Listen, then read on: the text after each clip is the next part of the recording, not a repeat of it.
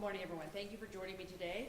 I want to start off, we're here to talk about the wrap-up of the 24 session. I want to start by thanking and congratulating lawmakers on a very productive session, one that was focused on bipartisan successes.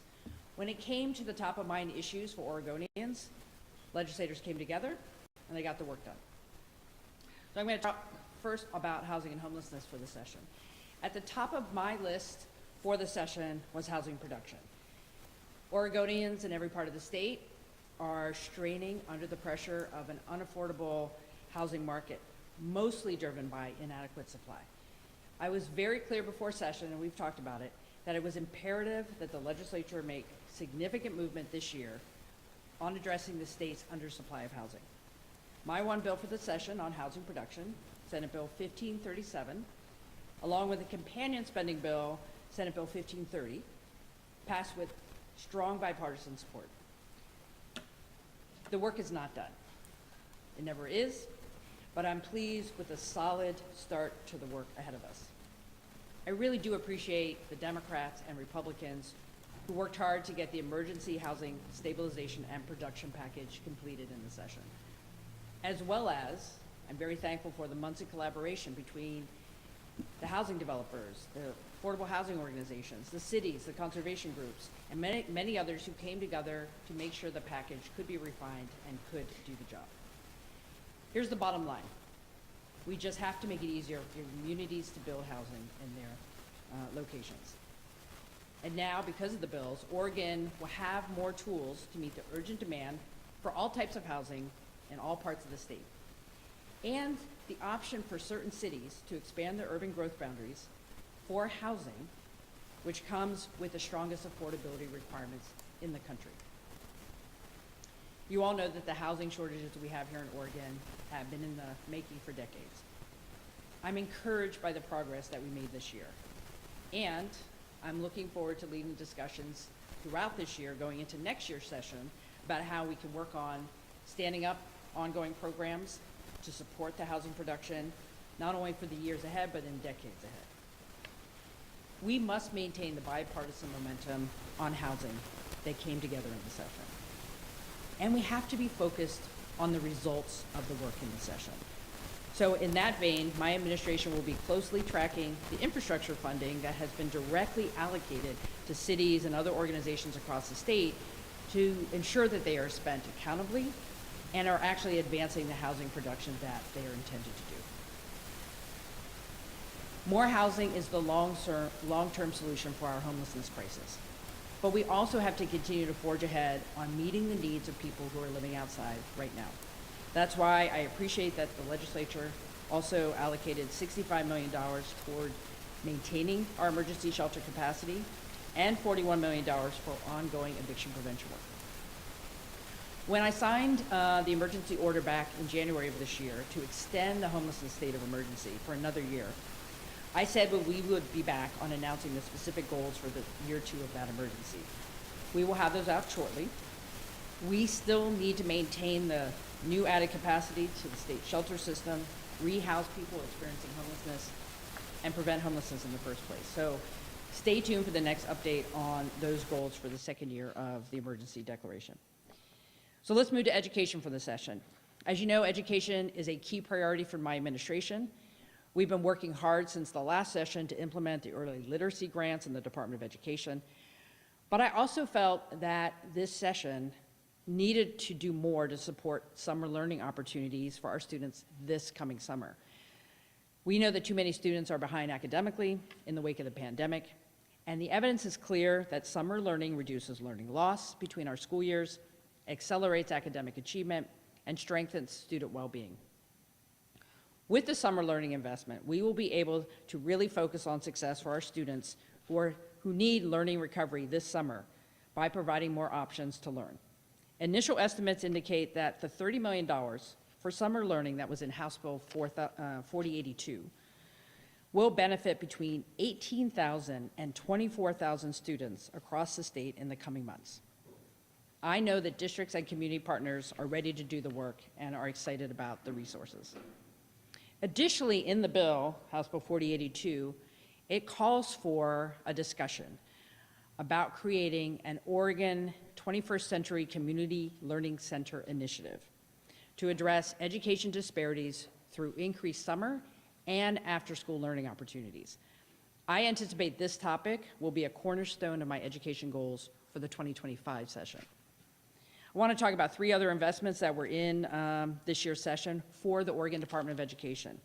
The first one is $2.2 million to develop and maintain publicly accessible data dashboards featuring school district financial data. This follows through on a commitment I made last year following the resolution of the strike of Portland Public Schools to make budget information from school districts more accessible and easier to understand. I anticipate that data will be online by the end of the year. The second investment is $2 million to address a backlog of discrimination complaints at our schools and to provide parent advocates for families who are navigating district and state level complaint processes. We need to get through that backlog. The third investment is $2 million to improve public awareness among students about the dangers of fentanyl and other deadly drugs. We anticipate that will be helpful in our youth prevention work throughout the year. All these critical investments are really dedicated to supporting our students, and I want to thank the legislature for prioritizing those dollars. Let's move on to another topic of the session, which was the addiction crisis. Legislators knew that they needed to come into session and figure some things out as it relates to our addiction crisis. And their work was focused on the Joint Committee on Addiction and Community Safety, specifically related to any adjustments in Measure 110. In our conversations, I have been very consistent that I would review those policy proposals and the budget investments from the Joint Committee as a comprehensive package. And I've already stated since the session that I intend to sign House Bill 4002 and the related prevention and treatment investments in House Bill 5204. The legislature's work this session is but one step in making sure we help Oregonians suffering from addiction while also ensuring community safety. I share the concerns of many Oregonians that the projected disparate impacts to Black, Indigenous, and people of color in Oregon because of the changes, and they were outlined by the Criminal Justice Commission in the requested racial equity impact statement, which accompanied House Bill 4002. That is why, because of those concerns, that I've directed my administration to work closely with each of the implementing authorities, the courts, the Oregon Judicial Department, the Oregon Public Defense Commission, the cities, the counties, law enforcement, DAs, to set expectations to mitigate projected impacts to communities of color and ensure that treatment pathways for individuals, which is one of the goals, are balanced with the accountability outcomes related to the criminal justice system. And before I take questions, I'd like to conclude my remarks by lifting up the historic step that the legislature took this session in passing campaign finance reform. For decades, Oregonians have clearly expressed the desire for change. Change can be difficult, and certainly I did not start this year with optimism that we would be able to find a compromise in the session. But as progress was made in the final weeks of session, I really appreciated the productive conversations that were being led by now Speaker Julie Fahey. We were trying really hard to get that bill over the finish line. I wanted to see a plan pass in the session so we could get started on campaign limits in a thoughtful fashion, and I was clear to everybody involved that this was a time to actually get it done. So I want to applaud all the groups that came together, business, labor, good government groups, to deliver the changes that will strengthen transparency and confidence in Oregon's election system. And I want to thank the legislative leadership for their commitment and urgency in what was a very busy session to get the right policy done this session so we could prevent a divisive fight at the ballot in November. We now have a pathway to campaign finance reform that I think is good for our state, and I really want to thank people for getting that done. Because this is how Oregon should be solving problems. Bipartisan fashion on issues that matter to Oregonians and getting it done in a way that we can now implement. So with that, I'd be happy to take any questions. Sure. Governor, you were really clear before the session as pertains to Measure 110. You were looking for a balance, right? Treatment, but also re-equalization being part of it. It's not just sort of the disparities that we've learned about what we might expect from this. It's thousands of people convicted every year. The CJC doesn't think many of them will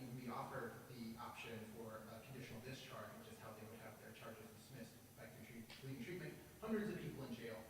When you look at those numbers, I mean, how do you square that with the balance you were trying to strike? Because I think in some people's mind, it feels very much like it will just be a return to 2019. So how are you thinking about it? Well, what I could say for what the legislature came up with, it's not where we were before Measure 110. I think it's a different approach, and the amount of investments they are putting into what they are calling deflection for those initial contacts that people are having with local law enforcement, that they do result in better pathways to get connected to services. What we see in 4002 is an attempt to say, this is still a public health emergency. I think that's what Oregonians believe. And there are some people who believe that some connection with local law enforcement is a helpful motivator for some folks to get into treatment. I think what you see in the bill is an attempt to say, if that is true, let's make sure folks are getting to treatment. I can't speak to the numbers of folks who are incarcerated now. I mean, many of those folks have multiple issues and they're not just about possession, which is what the misdemeanor is about. But what I'm focused on right now is making sure we can get that balance. We're trying to figure out right now how we communicate with all the partners involved at the local level, because again, this is all implemented at the local level. Local courts, local law enforcement, local treatment providers. We want to have consistency across the state. We want to set some goals and expectations about what that looks like. We want to make sure the investments that were in the package for shovel-ready projects actually stay on pace. So my job is to make sure we can get the components implemented, because I think it focuses on public health with a balance with community safety in a way that if we can do it based on what the goals of the legislation were, I think it will help people and also keep our community safer. So just real quick, when you say that you're going to be watching for disparities and monitoring, what actual power, given the fact that this nexus is on local courts and all that, what power do you feel like you have as the governor to steer the ship if you see it going amiss? Yeah, well, just to recall, when I was speaker, I was very active in some of the disparate impacts we would see with profiling and car stops and pedestrian stops. We have gotten better as a state at collecting data, so we want to make sure the Criminal Justice Commission can collect the data, and we will continue, honestly, to observe and see if there have to be any changes. I think it's important for Oregonians to know when a bill passes, it doesn't set in stone, right? There will be evolution of, does it need to be adjusted? Do we need different investments? My understanding is the Joint Committee for Legislature is going into the interim and into next year. You see it in some of the reports that have to come back. This is not a one and done conversation. This is, here's the next path, can we implement it? And are people gonna do what they say they were gonna do? You know, we have counties saying they're voluntarily going to implement the deflection. Are they gonna do it? Are they gonna do it well? Do they have what they need? These are the types of things that as a state, we can dive deeper into local level issues and then be with them as a partner to say, okay, you need something else? Let's come into 25 and ask for whatever it is you're looking for. I think one of the biggest issues will be workforce. And that's something we're focusing on the behavioral health side, but also on the criminal justice side and public defense. We have to focus on the workforce of the individuals to make these things work. And so that's something we can bring to the conversation as a state as well. Remote question. I have a question from Carlos Fuentes with Oregonian. Will the campaign finance laws potentially lead to more independent expenditures and overall less transparency in political contributions? Well, to remind folks, the new limits, and it will take extensive changes in the reporting systems that we do currently have, and they'll go online, I believe, in 2027. There is a possibility about increased level of independent expenditures, and for the general public, that means organizations who come together on political activity that do not fall under traditional political action committees for candidates. It's what you see in other states. You see this activity in an independent fashion that is independent from the actual candidates themselves. I hope we can avoid that, but I do think we see that in our states, and it's something we have to continue to monitor, because that could create a dynamic that would leave money in the political campaigns, but in a way that could be somewhat a lot different than what we have now in Oregon. So it is a challenge and a possibility. Blair? So my question is back to 4002. You said you intend to sign it, but you haven't signed it yet. Is there anything in the bill that would make you not sign it? No, I will be signing it. What we're waiting for is, as you know from last year, I think it's important to have intent along with signing. So we're putting together assigning a letter to say, this is what we believe our next steps, so we want to have that ready. And frankly, we're still waiting for the legislature to sign all the bills, because we don't have them all yet. Session just ended last week. We don't have all the bills yet, so. Let me ask you a question about the next section, transportation. Senator Kotek said he welcomed your letter to the Transportation Commission because he said the pressures were, in his terms, insane. But some people are interpreting your letter as no tolling ever, and I know that's not what you said. And Senator Kotek and Representative McLean said they will need to consider that as an option if they're going to finance any of these projects that might be in the next transportation package, given that you have warned against the legislature raising fuel taxes and the truckers are already suing over the weight mile tax. You know that ball is not yet in your court because the legislature hasn't met to discuss this. They are laying out a public process. So what's your stance on how future projects, there are always going to be future projects, how they're going to be financed? Yep. So a number one topic for the 2025 session will be transportation funding. We do these things in 8-year cycles. The last one was 2017. It's now 2025. There will be a transportation package next year. There has to be. You're seeing the fact that ODOT, we needed extra money this session for them to do basic maintenance, shows you kind of the end of the last package. We need a new package around new resources and things like that. And the world has changed, right? So we have to talk about different ways to fund transportation. Certainly, the traditional gas tax is always part of it, fees, for having a vehicle, but also we have to look at other things. That's why tolling was brought into this conversation in 2017. What my decision said is the process that was started in the 2017 legislature was not ready to go all the way through. That doesn't mean tolling in itself as a mechanism shouldn't be considered, but we got to this point where if we're going to spend more money to stand up the tolling infrastructure here in Oregon, we needed to have more certainty. And we were planning to spend a lot of money to do that. And frankly, I didn't think we knew we'd have the certainty to actually implement it. Now, the legislature needs to look at the different ways to fund transportation. I think you have to talk about all the sources, including tolling, to figure that out. But the legislature has to reset the conversation. The way it was set up for the metro area with the regional pricing project was not going to work. So they need to go back to the drawing table and say, is this part of the future conversation? And how do we get buy-in? And how do we address issues like diversion when tolling, if tolling is going to go into place? Things that were not addressed appropriately at this point. So I believe everybody wants safe, maintained roads. And I like to say, even if you move to a zero-emission vehicle, which is better for the environment, we would like you to do that, that's a good thing to do, you still need a road to drive on. You still need a bridge to be up there if there's an earthquake, right? We have basic things we need to do in the state, and we have to make sure we have a funding foundation that can actually allow us to pay for it. So I will be starting the conversation with legislative leadership about what's your plan? What are you doing around transportation? This is going to be a topic for 2025, and that conversation starts now. With the deflection programs, police officers, it's been said, have, some say in who gets deflection and who doesn't.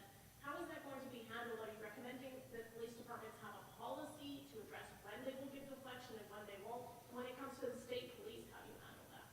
Well, certainly we'll be talking, the state police about how they're going to handle it. If we look back on Measure 110, I think one of the concerns that was raised is when that measure passed, there wasn't a lot of collaboration with law enforcement. I think what you're seeing here with 4002 is law enforcement and district attorneys have been involved in the conversation. My expectation is that there will be appropriate guidelines and training for law enforcement to understand what is now different, what that means for deflection. I would hope that DAs are making appropriate choices, and we're going to have conversations with them. They have some discretion, but I think everybody, and what I heard through the public testimony is that everyone knows that it is up to the folks on the ground to make sure people have access to recovery. I heard that loud and clear. I believe that's what DAs want. I believe that's what law enforcement wants. And so what can we do as a state to help the training and the technical assistance so they know what it means on the ground? Because that did not happen under Measure 110, and I think that's why you didn't see the violation pathway working as well as it could have. Requirement versus expectation are very different things, especially when it comes to how somebody's navigating the justice system. And when you're giving, the opportunity to officers to say, no, I don't want to give you deflection, you're also opening the door to people making decisions based on race or prejudice. And we want to track that data and make sure that that is not happening. And I think the best way to do that is to make sure people are trained, they understand expectations. And I will say for the counties, and again, this is at the local level, the state will be spending a lot more time with our local partners to say, we are watching, we have expectations about the money you're receiving, and we want to see particular outcomes on what you're doing with the resources. And that is a lever that we can play at the state level. Well, we will be, from the different agencies, whether, I'm working with the Chief Justice in the courts, working with our Criminal Justice Commission. We're going to put all tools we can to make sure we have a different relationship with our county partners to make sure this is happening well. Amanda? Yeah, so off of Christina's question, you mentioned training to help prevent discrimination. Have you had conversations about what that training looks like or involves? Not yet, but we will be having that conversation with our experts here at the state.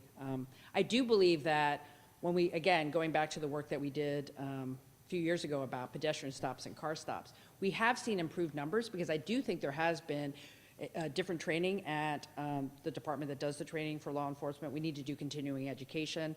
That is something we want to add to this mix. And I'd just be clear, we might not have all the resources. This might be a 2025 conversation for additional resources. We're going to take this 1 month at a time, making sure we can set up by September the pathways to deflection that are required in the bill. Remote question? Yeah, a question from Dick Hughes. Why wait a week for a press conference about the legislature ending?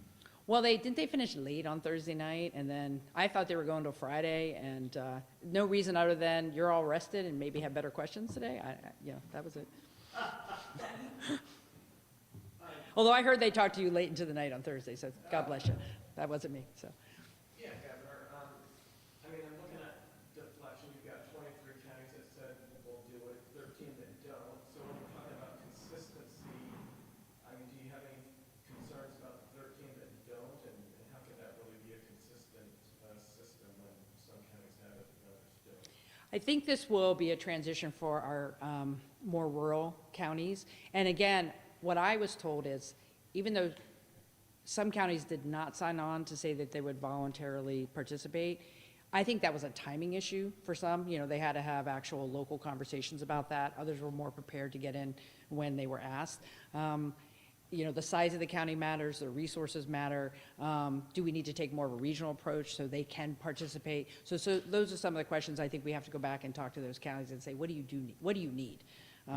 There will be a bit of a transition, but our largest counties are in terms of voluntary deflection. Diane? Yeah, and then going back to the topic of education, you mentioned some of the work, I think, discussion around the dashboard, offering budget transparency following the Fort 1 strike. And I'm just kind of curious, Salem Kaiser, April 1st might be seeing a similar strike too, but looking ahead at the 2025 session, what conversations have they looked like on or surrounding school funding and, what you're hoping to maybe see as schools try to.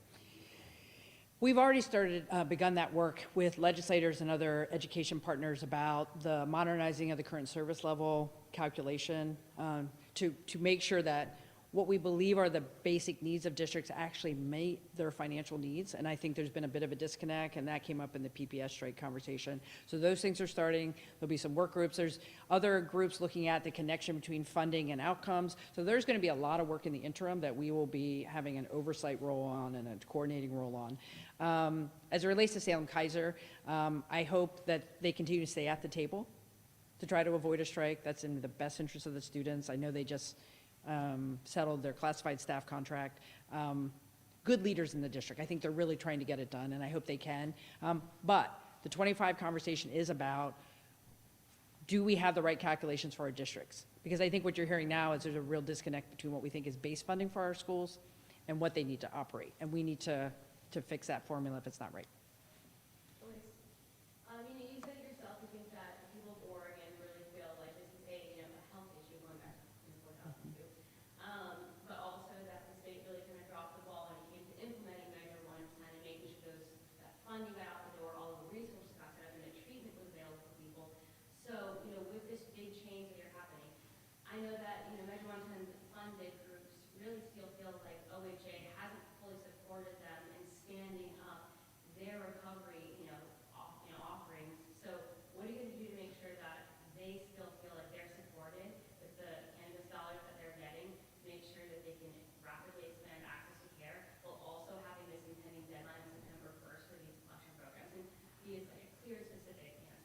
Yeah, thank you.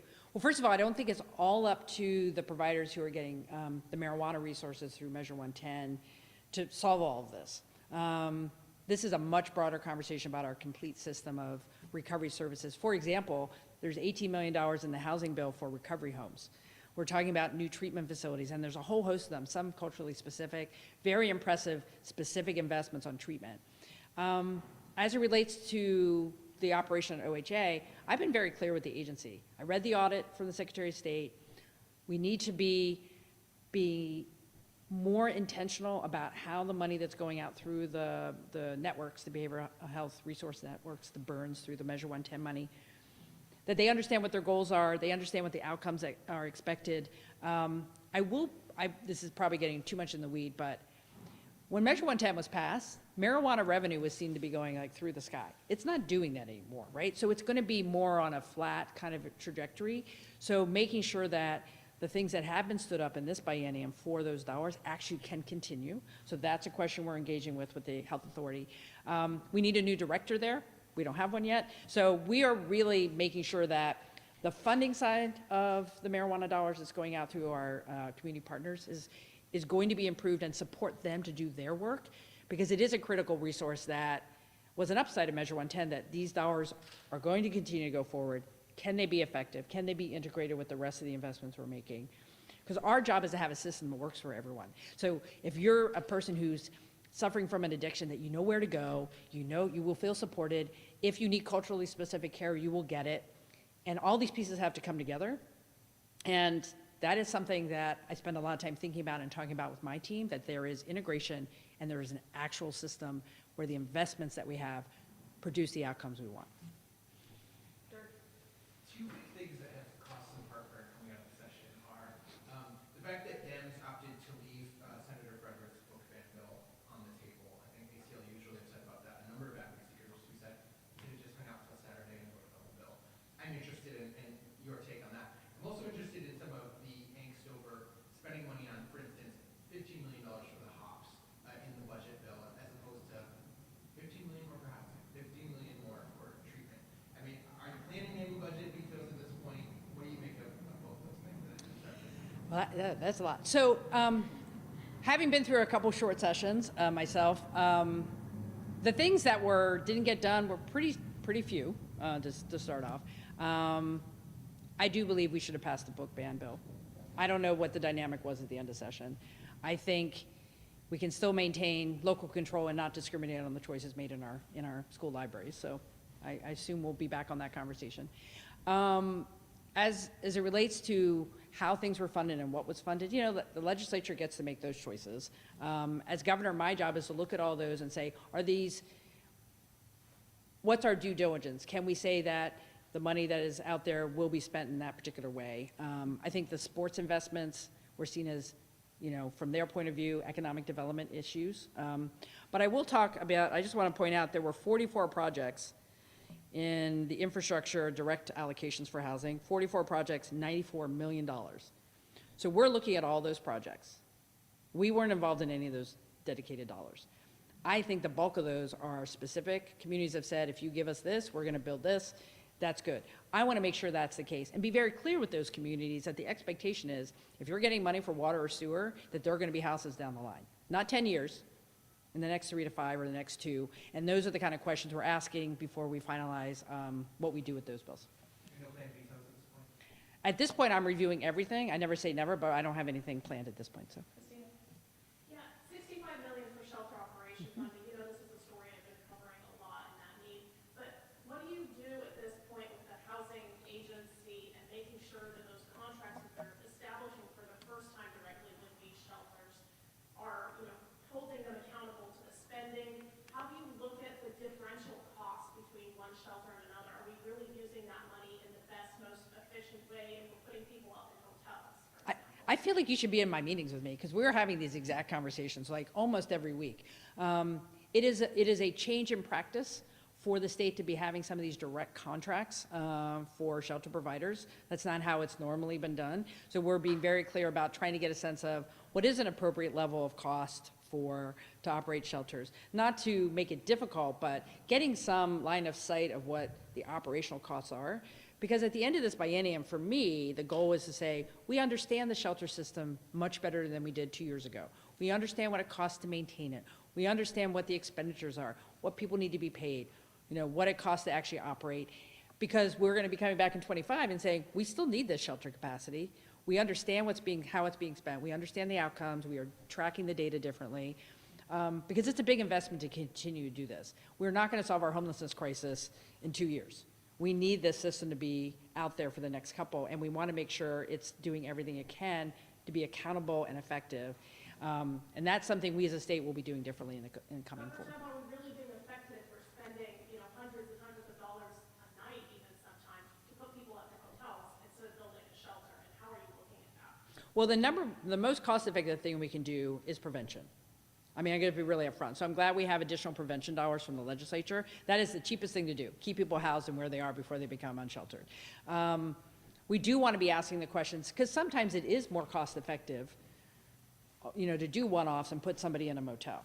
I'm also a big fan of Project Turnkey. You know that. When we buy motel sites, the communities buy motel sites that can be easily renovated for shelters and where you can bring services to. They've had a lot of success. So I feel good about where Project Turnkey site projects are. But getting some systemization across the state around what it means to be a shelter operator is new for our state. And it's something that we're bringing to this so we can manage to a very difficult crisis in a better way. Yeah, Governor, I talked to some residential addiction providers who say that they've had trouble accessing OHA funding from the 2023 allocation of the legislature gave from the shovel-ready project. So any thoughts on what the state can do this year to speed that work up? We have been asking the agency, what is still left? What is in the pipeline? What are you planning to fund? What are the holdups? In some cases, the holdup is on the recipient's end, some of it's on the agency end, but it doesn't matter to me. I just want to make sure that we can get resources out the door so things can be built, whether it's new or renovation. And I think that's why you see some of the things that legislature did on the direct project allocations that they did. But it's not going to be any different from my point of view. Let's talk about Multnomah County. Multnomah County is set to have $25 million going to Multnomah County for their sobering center that they see as kind of the linchpin of their service delivery system. I want to know how that money's being spent. I want to know when. I want to know what they're doing first. I want to know where the location is. That's the kind of questions we're going to be asking everyone, so we can say with certainty, we know you're doing what you're supposed to be doing with those dollars, and we're going to see the results. That is a increased role for the state. Sometimes we've been like, we'll just send you the money and not say anything. Those days are over. I want to know exactly what you're doing with the money, and I'll make sure it's serving your community. Oh, 2 more questions. Peter? I want to follow up on your response to the 44 projects that are getting $94 million directly.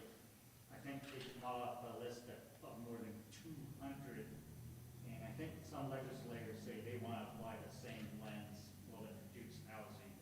Is there a way you can do that administratively, or is that going to take further legislative action for the rest of those projects or any new ones that are proposed to expand the works to accommodate housing? So we're looking at what it means to do a direct allocation like that.